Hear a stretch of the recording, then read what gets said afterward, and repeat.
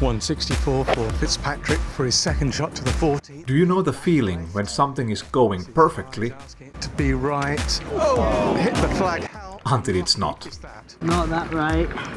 Oh, that may not stay on the green. That is diabolical.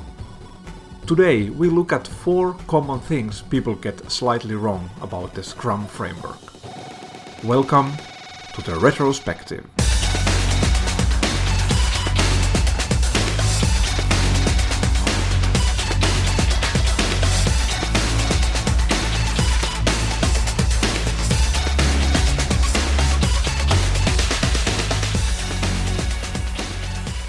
These are the Scrum things that bug me the most. For this treatment, I'm gonna read the Scrum guide like it was the Bible. First up, the composition of the Scrum team. Very often it is assumed that a Scrum team means PO, SM, and the Scrum team. Now this is obviously wrong. It's easy to find online references to this. It's wrong here and here. And I've even heard this on a conference stage a few times. Scrum team is really composed of the PO, the SM, and the development team. Next up, tracking responsibilities. Most teams now track progress at the iteration level with sprint burndowns and on a release level at release burndowns. Now the question goes, who should update these metrics? Most teams out there have their Scrum Master do it. Does this feel like a natural job for him or her? A few websites support the idea that a Scrum Master should update the burndown charts. But it could be misinformation too. What do we say to misinformation? Not today. Luckily, Scrum Guide is pretty clear here. For iterations, it says that DevTeam tracks the total work remaining. And for above anything else, it says that PO tracks the total work remaining. So now we can update the right answers. These are wrong. So for sprint burndowns, it's the dev team, and release burndowns, it's the product owner. Scrum Master can obviously help, but progress tracking itself is not a Scrum Master job. Next up, done.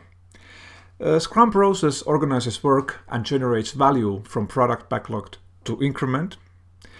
And development team basically defines what done means within the sprint, or how they know they are done with the increment.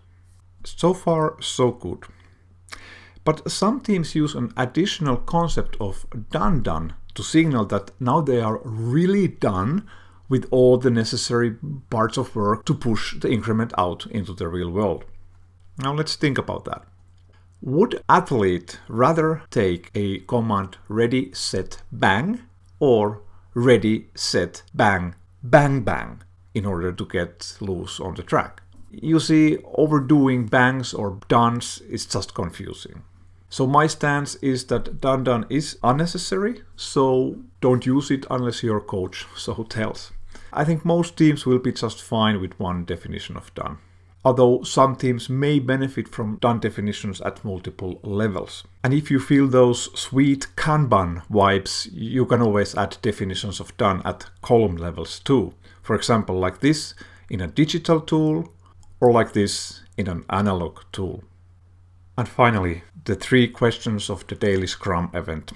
It's widely believed that development teams must use these 3 questions as a structure for their daily Scrums. This is simply not true, as Scrum Guide does not enforce any particular way of asking anything. So you can use these questions if they help you, some other questions, or maybe not questions at all. You are free. Scrum teams should try overcoming their hurt collectively, since each team member has a cross to bear. I mean, in the name of understanding now, our problems should be shared.